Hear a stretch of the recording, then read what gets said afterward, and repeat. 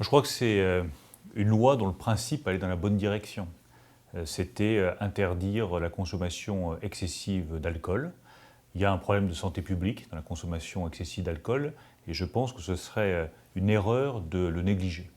On le voit aujourd'hui notamment avec la consommation excessive d'alcool chez les jeunes, le binge drinking, qui est quelque chose d'inquiétant et contre lequel on doit évidemment lutter.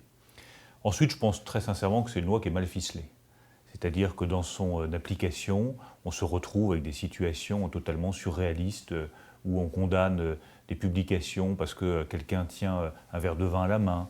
Il y a des journaux qui se retrouvent mis en cause parce qu'ils parlent du champagne. Il y a des publicités où vous avez un couple qui est au restaurant qui consomme du vin, c'est condamné. Je crois que tout ça est tout à fait excessif et donc pour moi cette loi elle doit être revue. D'abord dans le sens de la prévention. Il s'agit d'alerter, d'avertir sur les risques liés à la consommation excessive d'alcool. Elle doit être revue aussi pour permettre le développement économique de certaines filières. Je pense en particulier à la filière viticole. Et puis elle doit être revue pour également participer à la formation en termes de patrimoine culturel lié à la consommation de vin. Moi, c'est quelque chose qui me paraît tout à fait important pour notre pays. Donc je suis favorable à une révision de cette loi, pas favorable à un durcissement excessif, pas favorable à une condamnation a priori de la consommation d'alcool ou de vin, qui serait à la fois nocive pour nos filières économiques et qui en même temps ne paraît pas correspondre à l'identité même de la France.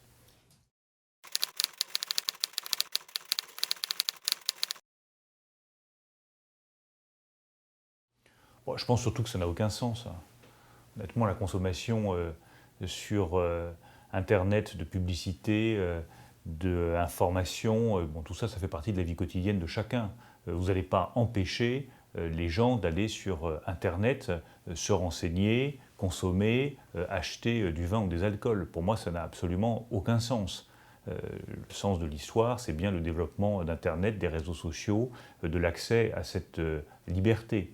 Je crois que la loi E20, si elle doit être revue, c'est vraiment dans le sens d'une meilleure prévention, d'un meilleur avertissement des consommateurs. Oui, la consommation excessive d'alcool est dangereuse, ça doit être dit. Oui, la consommation très rapide, comme le font un certain nombre de jeunes aujourd'hui, d'alcool très fort, elle est dangereuse et elle peut avoir des effets de long terme qui peuvent être extraordinairement dangereux pour la santé publique. Et je crois que c'est notre rôle de responsable politique de le dire, de l'affirmer. Oui, c'est important que chacun connaisse les limites de la consommation excessive d'alcool pour que vous puissiez lutter contre l'alcoolisme en France. 3 verres par jour de vin pour un homme, 2 verres de vin par jour pour une femme, ne pas dépasser 4 verres lorsqu'on a une consommation un peu plus festive. Tout ça, c'est des messages qui doivent être reçus, connus du grand public. C'est dans ce sens-là qu'il faut avancer.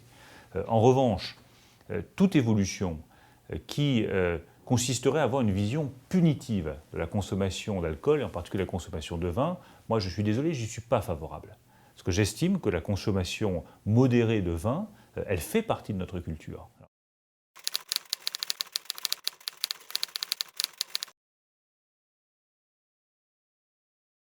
Je crois vraiment que le législateur, en tout cas c'est la ligne que je défendrai, doit être sur une ligne amélioration de la prévention, amélioration de l'information sur les risques liés à la consommation excessive d'alcool. Je crois que c'est ça la direction.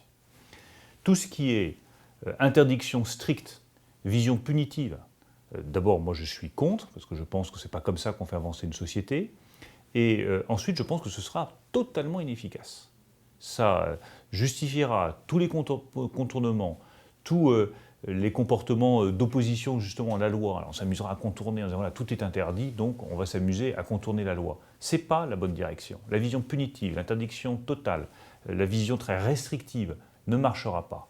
En revanche, éduquer, informer, former aussi au goût, une fois encore, dans la consommation de vin, ça me paraît la bonne direction. Prenez l'exemple des femmes enceintes. Oui, c'est pas bon de consommer de l'alcool quand on est une femme enceinte. Et ça peut créer des lésions irréversibles. Mais c'est quoi le sujet? C'est de grossir le logo sur la bouteille de vin jusqu'à ce qu'il devienne quasiment aussi important que l'appellation ou le nom du château où était produit le vin. Je ne crois pas que ce soit la bonne direction. Je pense que la bonne direction, c'est informer par tous les canaux possibles, Internet, des publications, des plaquettes, informer au niveau des médecins, des hôpitaux, des cliniques, informer toutes les femmes enceintes en France. Oui, la consommation d'alcool quand on est enceinte n'est pas une bonne chose. Mais c'est là que ça se joue.